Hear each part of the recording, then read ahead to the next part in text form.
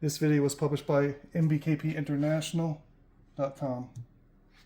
In this video, we're going to talk about the clamp. And some people, if the clamp comes down on top of maybe a certain type of paper, it could leave a little bit of mark in the paper. And they don't like that. That's just the way this clamp is designed here, so it holds the paper so it doesn't shift when it's cutting. There's a couple things you can do that help that though. And one thing I'm going to show you is just sandpaper. And the bottom of these clamps are painted, so sometimes they get a little bit of paint on it and they get maybe a little ridge on it or on the back pieces of it. So you can take like 100 grit sandpaper and just make sure the clamp is down further than the blade. So, and then turn the cutter off. And just gonna sand the bottom of it and then come across in different sections. Until you get it, and go back, do about 3 or 4 minutes, sanding it good to get it that you can feel the edges back here and stuff. And then you can test it again, and before it will have, you're basically sanding paint off. That's what you're doing on the bottom of that clamp.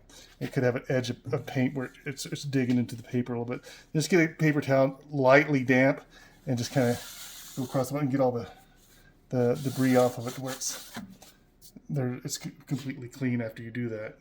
You might have to clean it off here too, because some of it can get on here. You can put a piece of cardstock here or something like that when you're doing it, because the paint debris will fall on here too. Then you can take it out.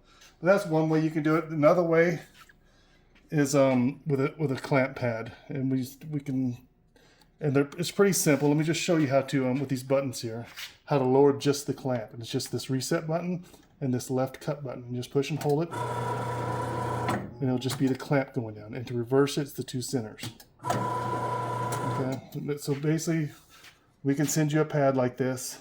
It's got some, just got to peel off the backing here to reveal the stick to it. And I'll lay it down here for now. And what I like to do is lower the clamp to where it's maybe just a 1/2 inch up, maybe something like that. And then just slide it under the clamp. Try to get it aligned. If you see that red light, you're too far forward. You want to be on the other side of the laser light, obviously. And you're gonna just kind of line it up as good as you can, almost to the back of the cut pad, but not quite. I'm gonna try to go down just a little more. Yeah, it looks like. Anyway, I got it just perfect, so I'm going to go on down fully now. And now it should be stuck to the pad. And now the pad's on the bottom of this now. And you can feel it there. So yeah, just you can try that by just getting it just a little bit past the cut pad. Not quite to the other side of the cut pad where you get to the black, but just somewhere in between there. But it is on the other side of the red line, because that's where the blade goes. You don't want it to come down and hit the blade. So we just it's best to get the clamp down about as low as possible, and then, that's a little too low. Get it on there, and then slide it under, and then you can kind of see about where it goes, line it all up, and then finish it. And then it'll just stick to it.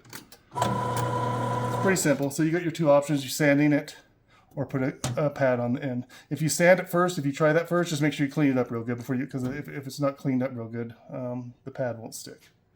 This video was published by mbkpinternational.com.